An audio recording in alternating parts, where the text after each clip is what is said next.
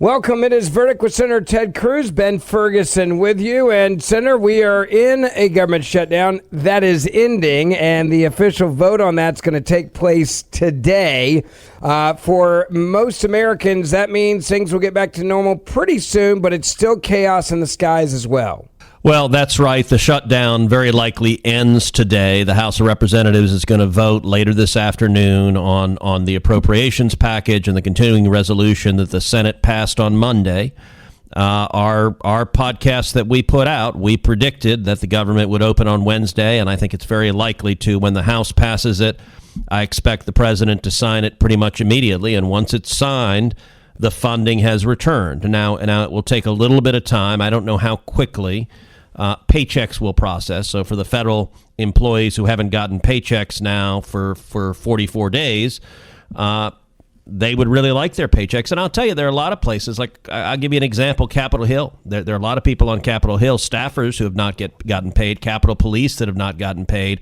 All of the employees, the employees who drive the subways have not gotten paid. Everyone who's an employee of the federal government, the custodians, the electricians, they have not gotten paid. And look, not to mention the TSA agents and the air traffic control agents and the border patrol agents and throughout the federal government, thousands and thousands of people have not gotten paid, particularly for some of the younger ones, like on Capitol Hill. You've got young men and women that are 22, 23 years old. This is their first job out of college. Some of them may have some savings, but many of them don't have any savings at all. And I'll tell you, they're stressed. I mean, they're very stressed. So my hope is the paychecks will come very quickly. I don't know if they will come as quickly as Thursday or how long it will take actually the pipes to do the direct deposit, but my hope is it will be quite quick after the government opens sometime Wednesday evening, when I anticipate the president will sign the legislation. Some of the other delays will take a little bit more time.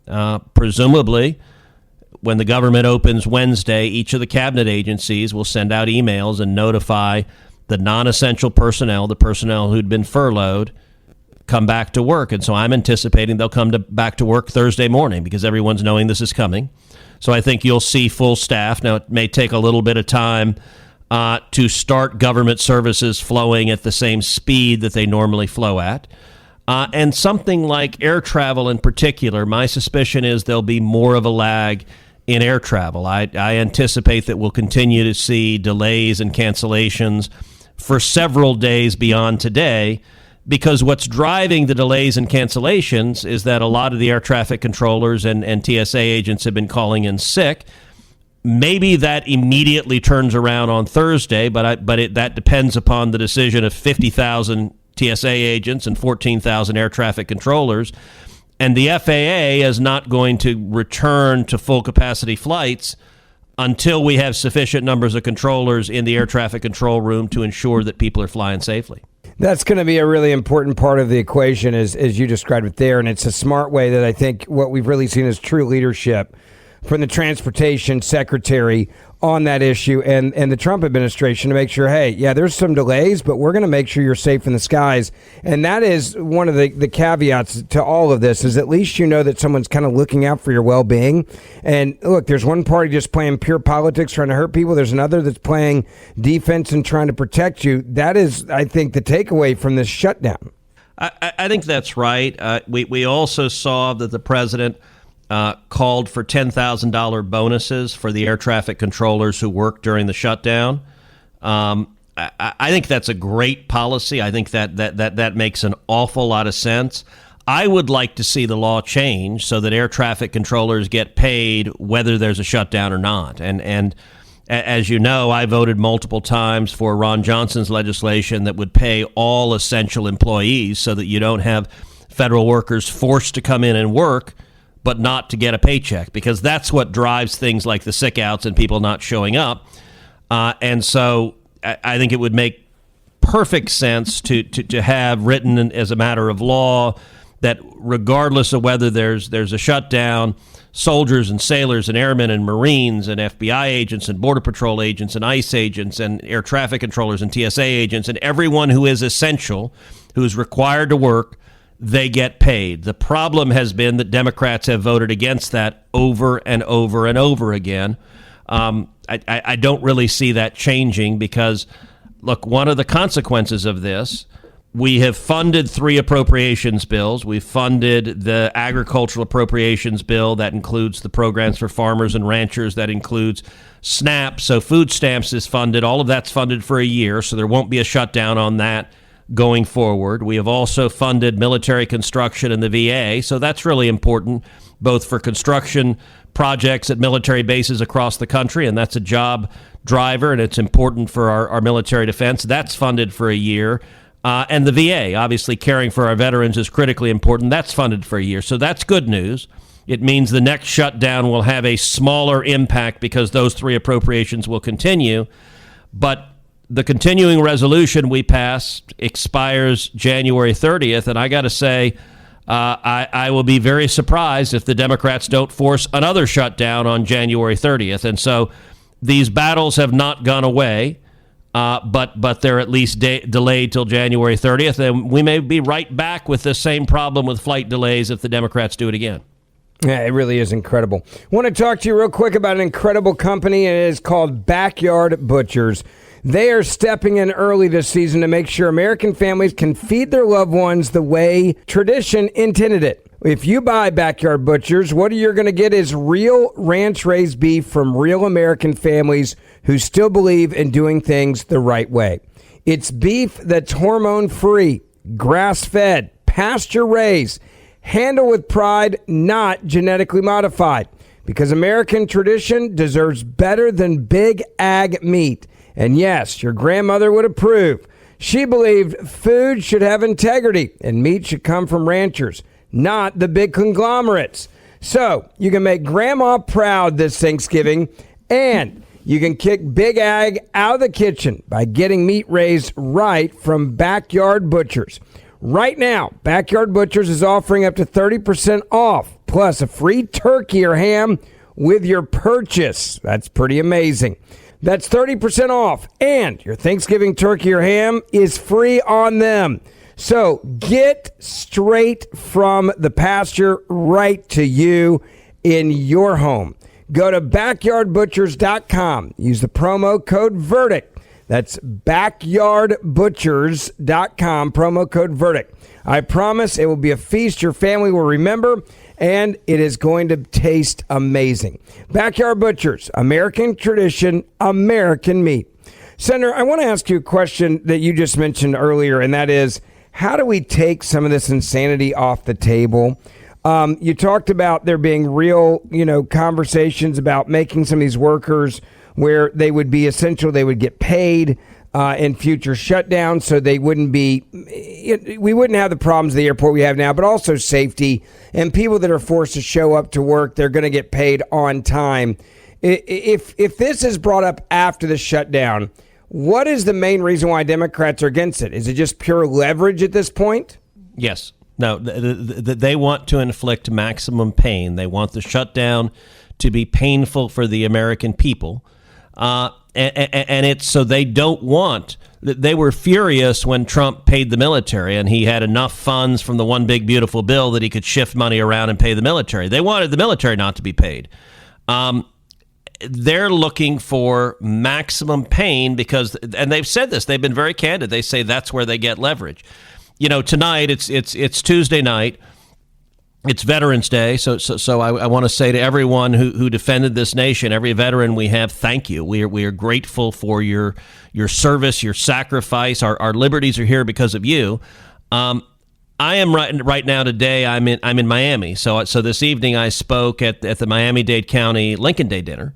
It's a huge event, over 1,000 people. Miami-Dade County has been a Democrat stronghold for decades. This last cycle, we flipped Dade County red. It is a Republican county. Republicans won multiple elections up and down the slate. There was a lot of energy there tonight. But I got to say, Ben, I started by telling everyone, I said last night I was on the floor of the Senate. Bernie Sanders was screaming.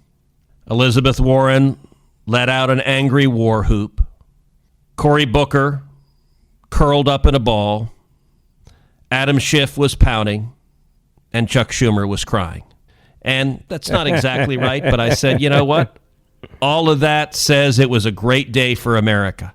The Democrats were consuming each other because there were 8 Democrats that finally, after 42 days, showed the courage to say enough is enough, let's reopen the government.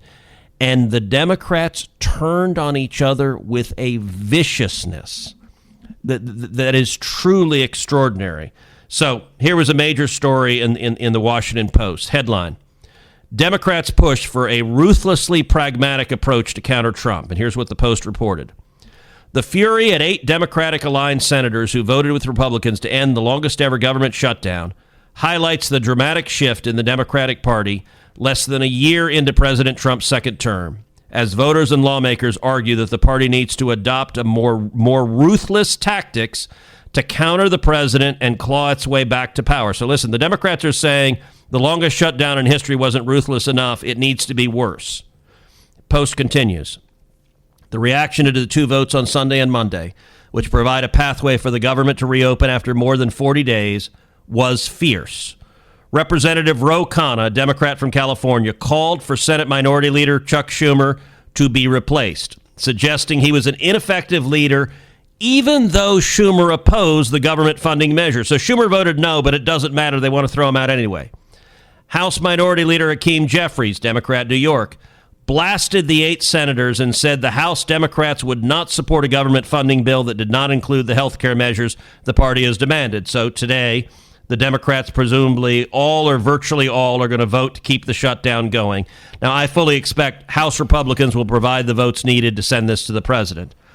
But here's what the Post continues. Democratic advocacy groups, politically vulnerable lawmakers, potential 2028 presidential candidates, and voters all followed suit, lambasting those in the party they saw as caving. The desire for Democrats to hold firm, despite the pain inflicted by the shutdown, even though the party's prior posture was that shutdowns are self-destructive, was the latest sign that the party has decided it must adopt an altogether different playbook given Trump's willingness to resort to unprecedented measures to consolidate and maintain powers. Rather than try to uphold norms as the president shatters them, they have decided to fight Trump with tactics they previously disdained, and they have excoriated those who have stood in the way, whether on redistricting or candidates with problematic pasts. And here's one of my colleagues, Chris Van Hollen, one of the more liberal Democrats, quote, early on, there were not enough members of Congress who recognized the magnitude of the threat Donald Trump poses to our democracy and Constitution. That has changed. Van Hollen said that there were a few senators in what he has dubbed the, quote, no business as usual caucus at the beginning of Trump's term, but it has since grown dramatically in response to energy from the party's base.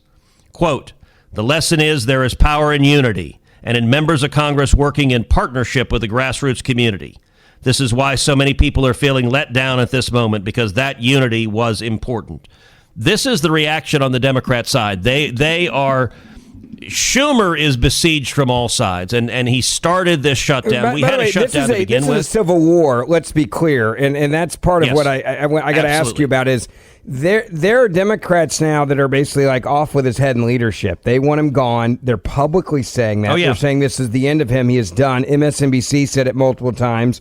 CNN commentators said the same thing. Like, he's done. They got to get rid of him. His career's over.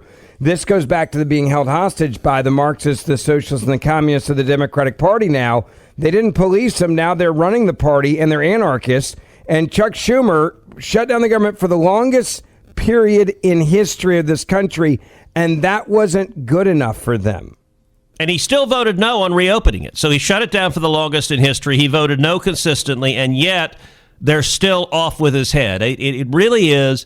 The crazies are driving the Democrat Party. And look, if you don't believe me, maybe you will believe John Fetterman. I want you to listen to this exchange. Senator John Fetterman, Democrat from Pennsylvania, was on The View. And Sonny, one of the left-wing hosts there, comes after him hard. Listen to her unhinged question, and then listen to Fetterman's response. Well, Senator, Bernie Sanders said the vote was a horrific mistake. Governor Gavin Newsom called it pathetic and a surrender. Poll after poll found more Americans on both sides of the aisle blaming Republicans. Even Marjorie Taylor Greene blamed the GOP. As you mentioned, Democrats had big wins last week, so you had momentum.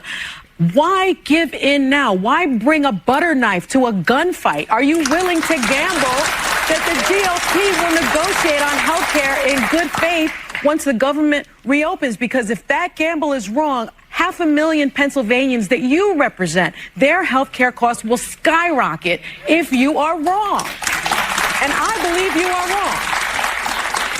wrong. Well, first of all, MTG is quite literally the last person in America that I'm going to take advice or to get their kinds of my leadership and values from.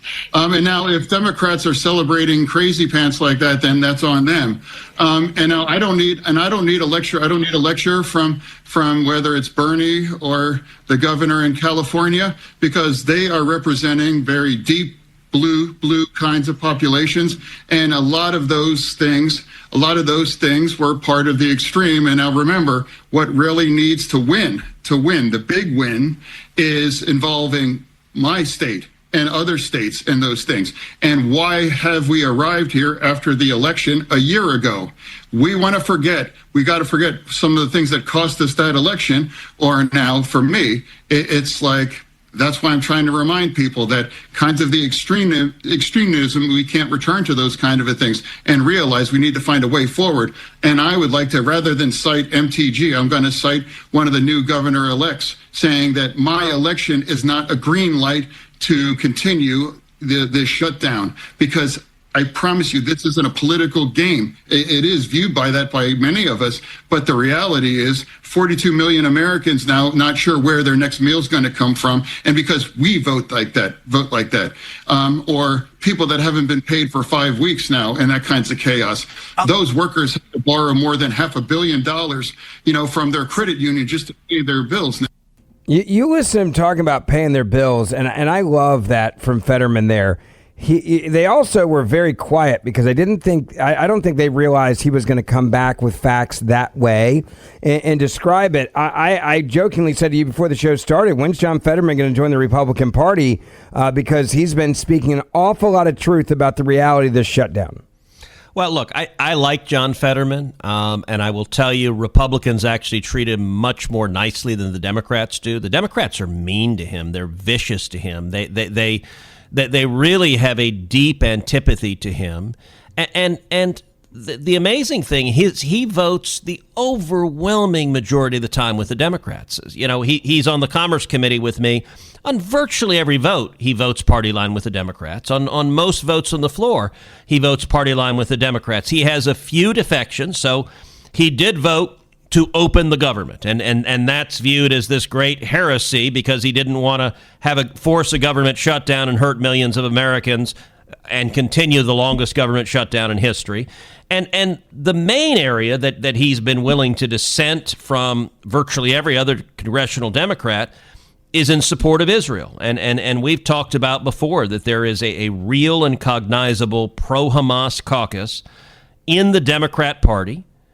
It rose up about 10 years ago. The Democrats did nothing. They looked the other way, and it's now taken over their party. And Fetterman is a massive outlier because he is genuinely pro-Israel. He is vocally pro-Israel, and the radicals in the Democrat Party hate him for that. And again, if you don't believe me, listen to what John Fetterman said on exactly this topic. You are not Jewish, at least as far as I know. Feel free to come out here to me right now. But you have been one of the most outspoken. It's beyond Washington. It's beyond politicians. You have been one of the most outspoken people in American life on the issue of anti-Semitism. Why is this issue so important to you? Ironically, I did that 23andMe. I'm 97% German and 3% Neanderthal. And it's like, maybe it's ironic that a big German guy from Pennsylvania who's been very absolutely devoted to Israel and to experience the kind of anti-Semitism in my life. I mean, the Tree of Life. I mean, that's where you're from too. Absolutely appalling. And my heart breaks for what the Jewish communities suffered, especially after 10/7. I've had the honor of meeting members of the hostages, former people that were kept underground for 500 days. I mean, those are heroes. I've met with widows. Their husbands were lost in the Gaza war, and they have 8 children, raising 8 children by their own. That's a hero for all of it. So for me, it's heartbreaking. And that's been what's so difficult for me is like being devotion to Israel becoming increasingly incompatible with being a proud Democrat now too. And that's put me at odds. And the things that put me at odds have all converged at the same time. The Gaza war, the peace deal, and then we moved right into a shutdown. Like now Democrats might not be allowed to hold these views. And I'm not changing my party. And, run the numbers. You would find that I'm a Democrat.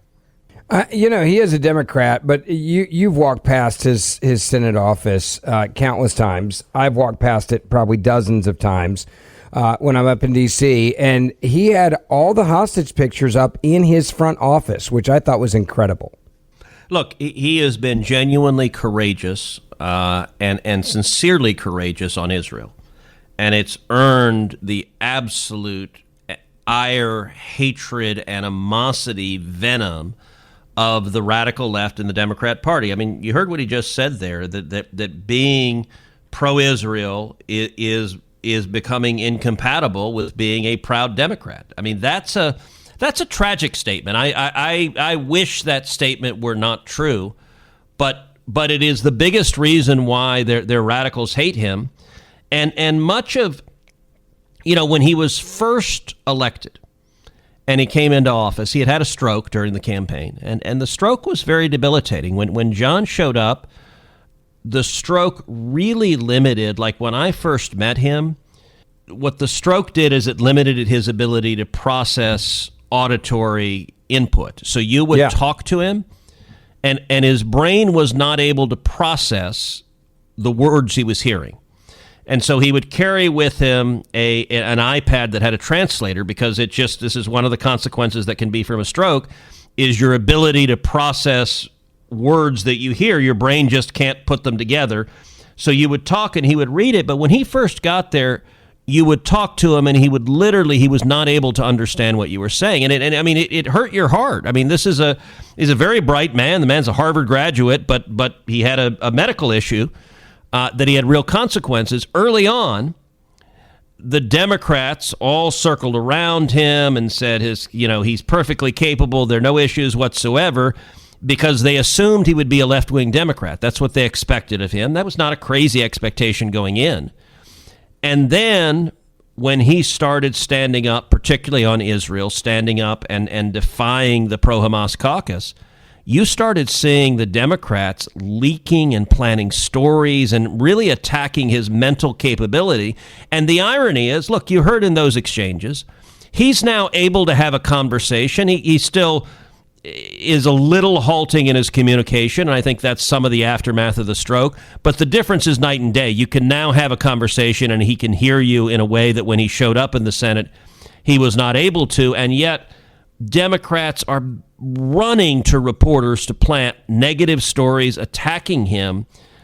Many of his colleagues want to drive him out of the party. And at least on the Republican side, I like John, and I think consistently all the Republicans are just trying to be nice to him. By the way, they did the same thing to Joe Manchin. They did the same thing to Kyrsten Sinema, and they succeeded in driving both of them out of the party because they want no dissent. You must obey and follow orders, or they'll do everything they can to drive you out.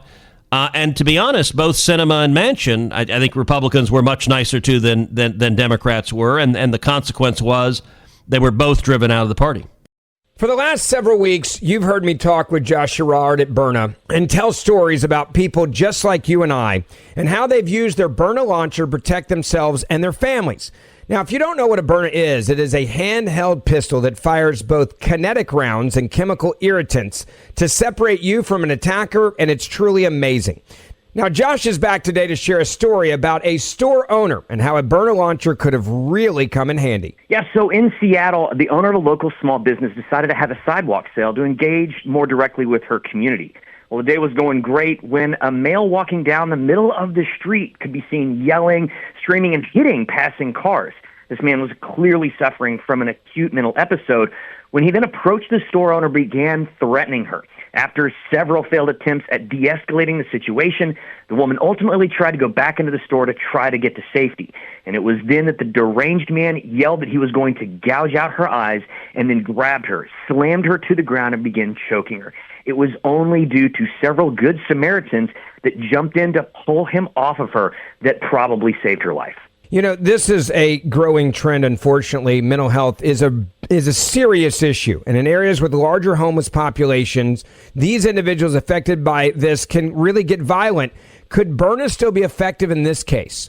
Absolutely. You know, mental health is striking populations all over America.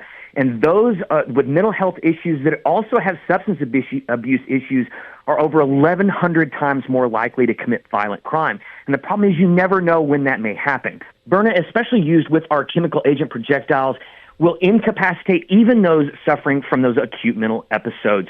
So Berna is a great tool to use when you absolutely have no idea that you may need it. If you want to find out more about how Berna can help you or your family members, it's a great gift with the holidays coming for someone you want to help protect. Go to Berna, BYRNA.com. That's Berna, BYRNA.com, Berna.com.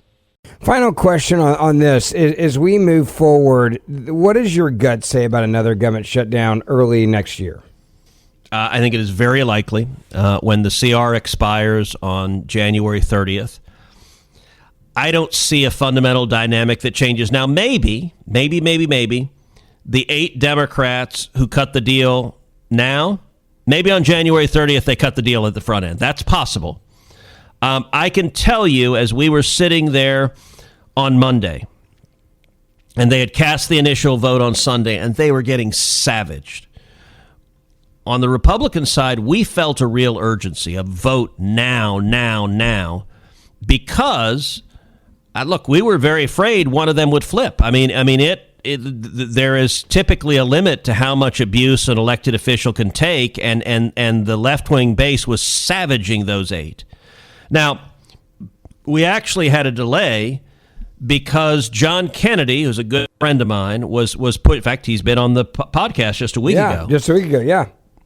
John was pressing for a resolution that says if there's a shutdown, senators will not be paid so long as federal workers are not being paid. And as you know, I voluntarily did that, so I have not taken a paycheck for the entire length of this shutdown. I sent a written letter to the Secretary of the Senate saying, hold my paycheck. I'm not going to be paid as long as they're federal workers who are not being paid.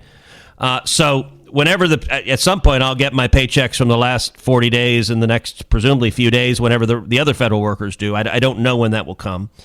But many, and I think most of the Democrats did not do that. They continued taking their paychecks throughout, which was an incredible hypocrisy.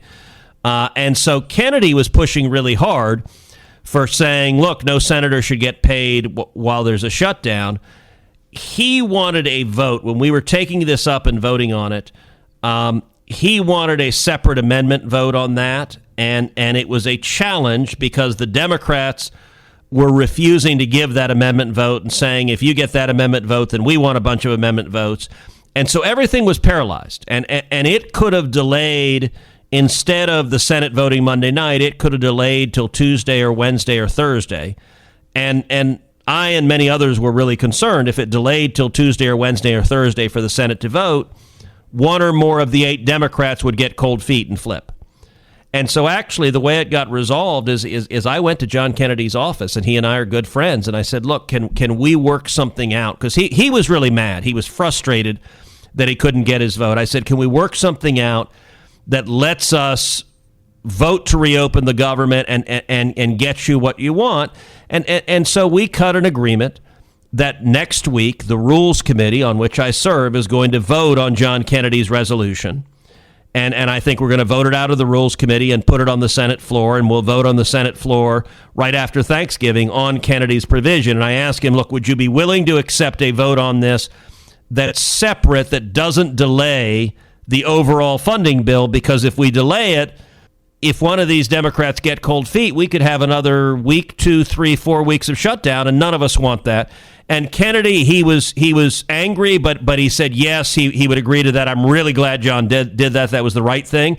But he's fighting for something he really believes in. So I was able to go to leadership and say, look, you guys need to commit to have the vote in the Rules Committee and the vote on the floor. And leadership did make that commitment. And that was the pivotal piece that got us to a vote Monday night to reopen the government. 30 days from now, what do you think the fallout's going to actually be? I think people are so fast to get back to normal. The holidays are coming. I think that's going to be something where people are just like, all right, everything's fine. My normal chaos, as long as we don't have chaos in the skies outside of the normal chaos when it comes to Thanksgiving or Christmas travel, I'm good. We're pretty selfish as a people now. Let's just be honest about it. So it's a lot of it is, hey, if it doesn't affect me, is it really happening?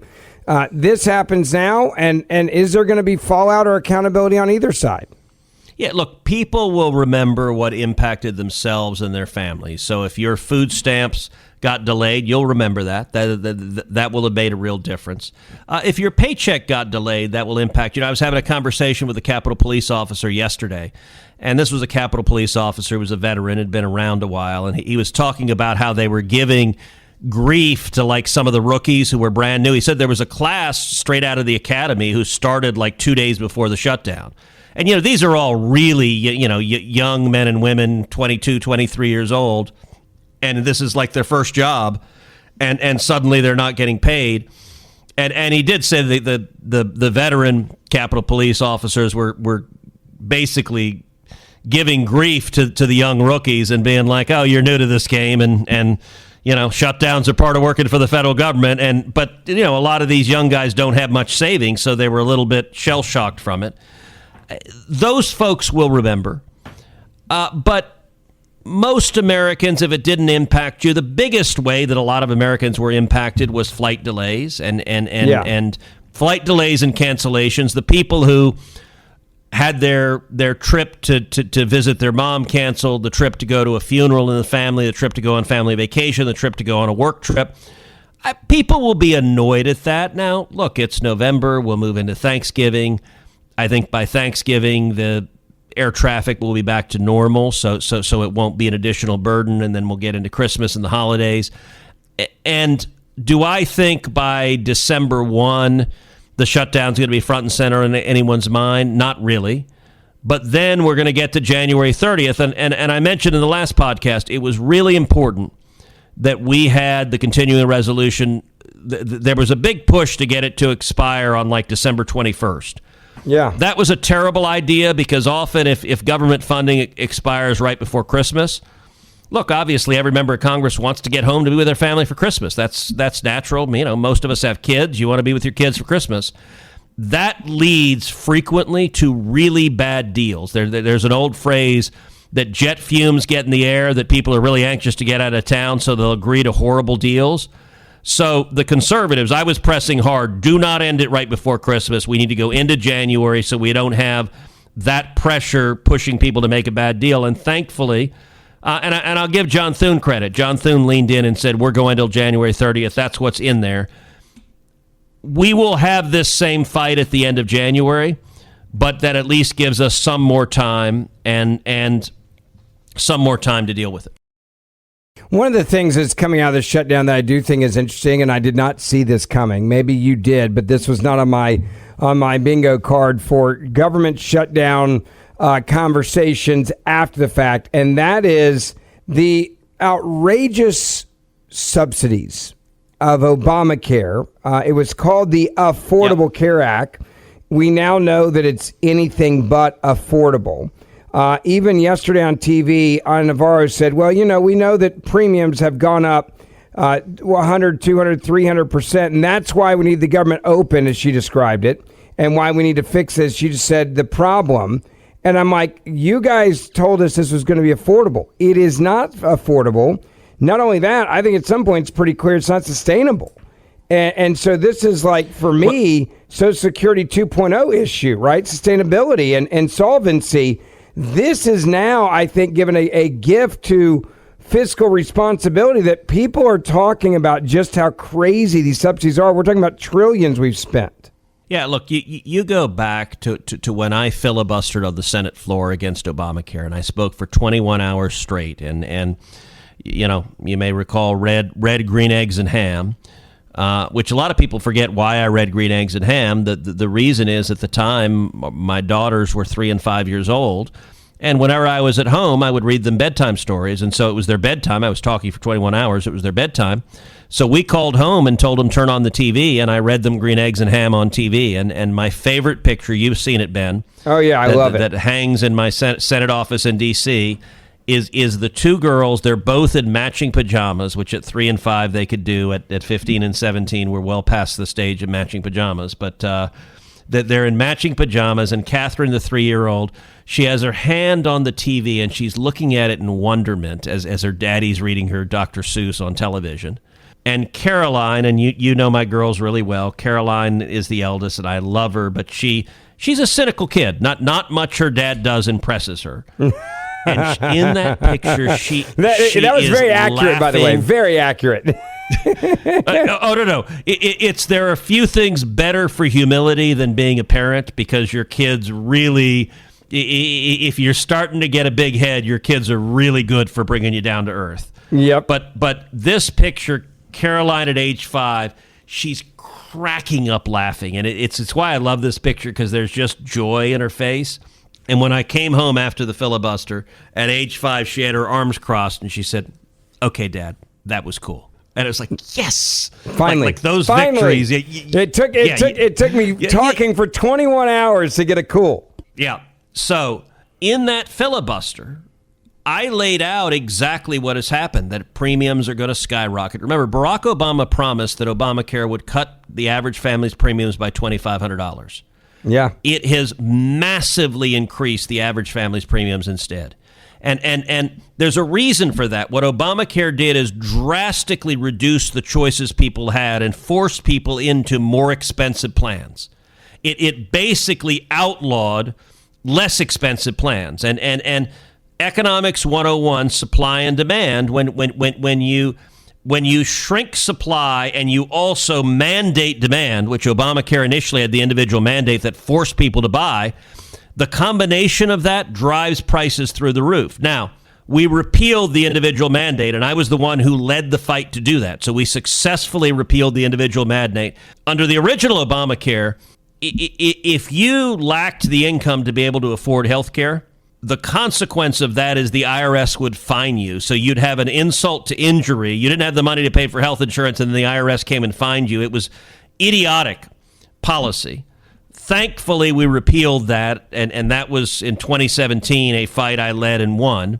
So that aspect of Obamacare has gone away, but the limiting the choices has not. And what Obamacare does, it's basically built on an invisible cross-subsidy where, listen, if you're young and healthy, it's not very expensive to insure you, because insurance is all about actuarial risk, and young, healthy people, some young, healthy people get cancer or get in a nasty car accident, but it's statistically speaking quite unlikely. And so it's pretty cheap to insure a young, healthy person. If you're older and sicker, it's more expensive to insure you. And what Obamacare did, it mandated that essentially the young, healthy people pay higher premiums to subsidize the older, sicker people. Now, one of the weird things that's backwards about this, if you look during the course of a person's life, typically they earn more and accumulate more in savings as they get older. So it's literally reverse Robin Hood. They were robbing from the poor to give to the rich, is what Obamacare did. And it was based, and you look at the architects of Obamacare, they thought young people were too stupid to know that their premiums were being doubled and tripled and being used to subsidize older and sicker people. I think the whole thing is cynical as hell. And so what I've argued for 13 years is let people buy the insurance they want. Let young, healthy people buy low-cost, inexpensive insurance. And then for people that are really, really old or really sick, we can subsidize them directly, but don't do it through an individual, invisible cross-subsidy where you're basically screwing people who aren't aware they're getting screwed. All of which is to say, why are insurance premiums skyrocketing? Because Obamacare, that was the predictable outcome of Obamacare. It wasn't just predictable, It was predicted, and I stood on the Senate floor and predicted it 13 years ago. You know, it's interesting. If you look at the takeaway here, it took 40 days, longest shutdown in government history. And it seems that Democrats are just saying, we'll kick the can down the road a couple months. We may have another government shutdown. We're going to keep holding the American people hostage. We're not learning from any of this.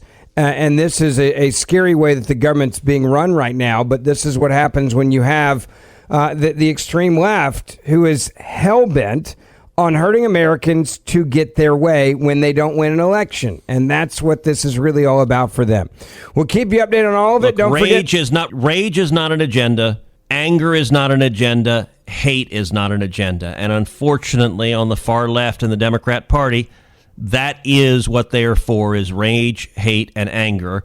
And we're going to see more chaos. We're going to see more holding the American people hostage because it's a direct outgrowth of that rage and hate and anger.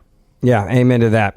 Don't forget, we do the show Monday, Wednesday, and Friday, so hit that subscribe or auto-download button so that you can get this show and not miss any of the episodes. We've been talking a lot about the government shutdown. We're going to get into some other big issues as well moving forward. That I can promise you. So make sure you download Verdict with Ted Cruz and grab my podcast, the Ben Ferguson podcast, on those in-between days. I'll keep you updated on what's going on as well there. And we'll see you back here Friday morning.